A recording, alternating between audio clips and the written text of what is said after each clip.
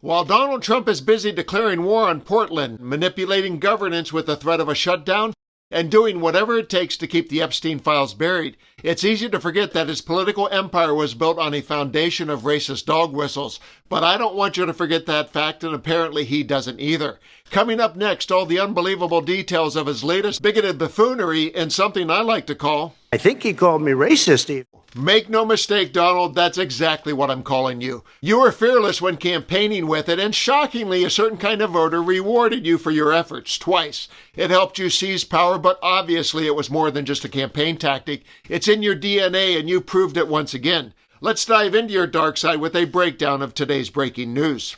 The scene of Trump's latest crime against decency was Truth Social, and Exhibit A was his sharing of a post that read, "The Great Replacement is no longer conspiracy theory. The historic and debunked theory claims that elites are conspiring to replace white Americans," and it was updated to say that Joe Biden was using it to build a voter base. Here's the lowlights of the video he shared, and on the other side I'll have Exhibit B, some Christian white nationalist nonsense from Charlie Kirk. Democrats had a plan all along. According to Doge, 1.3 million illegal aliens are currently on Medicaid, and at least 500,000 now have a driver's license, and they are killing Americans behind the wheel. It was a massive, large-scale program to import as many illegals as possible, ultimately to change the entire voting map of the United States. We think you need to know the truth. We can also confirm what we have suspected all along, that when Joe Biden said this, he absolutely meant it. I would, in fact, make sure that we immediately surge to the border. All those people are seeking asylum. They deserve to be heard. That's who we are. We're a nation that says if you want to flee and you're fleeing oppression, you should come.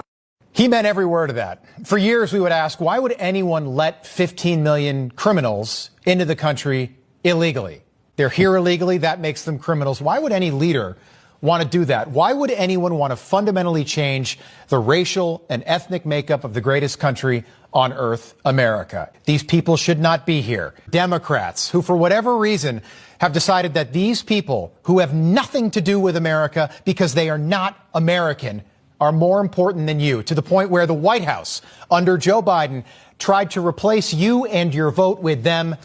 Did you hear that? Biden mentioned asylum seekers, and the Newsmax host immediately reframed them as criminals, a page out of Trump's playbook. And then he revealed his true Caucasian colors with, why would anyone want to change the racial and ethnic makeup of this great country?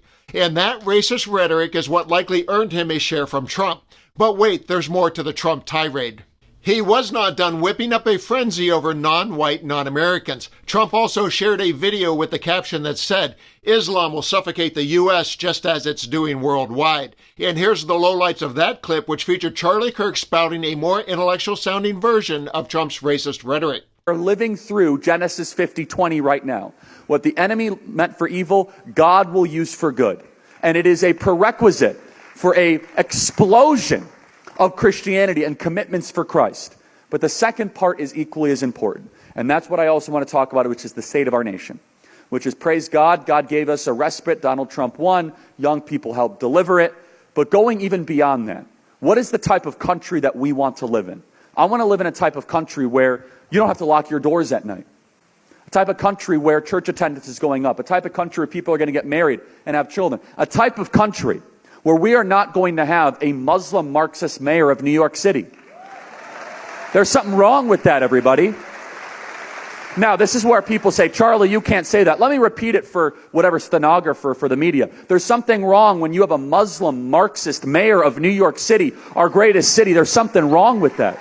In fact, we don't talk enough about Islam. There is a red-green axis that is trying to suffocate this country. We talk a lot about the red, which is the Marxist, but we don't talk nearly enough about the Islamist.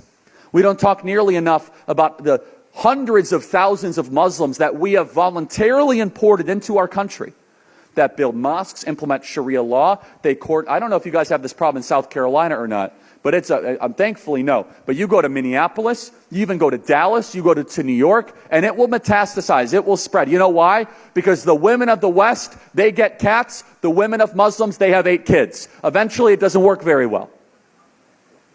It's just a bunch of math. The women of the West have abortions. The women of Muslims, they have entire communities they can fill. When you import one, you get 32, 10 years later, chain migration, all this nonsense. People say, but Charlie, don't you understand that the immigrants make our country better? Hold on a second. Immigration without assimilation is an invasion. But here is the kicker. The kicker is this. We need to love the nation so much that we don't care about the insults that they throw at us.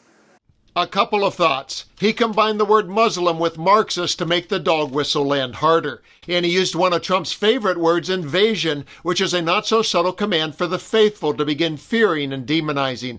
And that last message, we have to care so much that we don't care about the insults. He is saying you have to support white nationalism enthusiastically, so enthusiastically that you have to get used to being called a racist.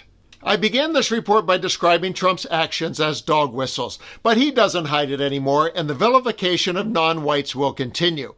He is now amplifying the same toxic rhetoric he began stirring more than 10 years ago, beginning with Obama's birth certificate. The truth is, Donald Trump ended his flirtation with racism a long time ago. He is now in a fully committed relationship with it. I'm Dan. Thanks for watching. Please leave your thoughts with a comment below, and let's continue to occupy democracy together.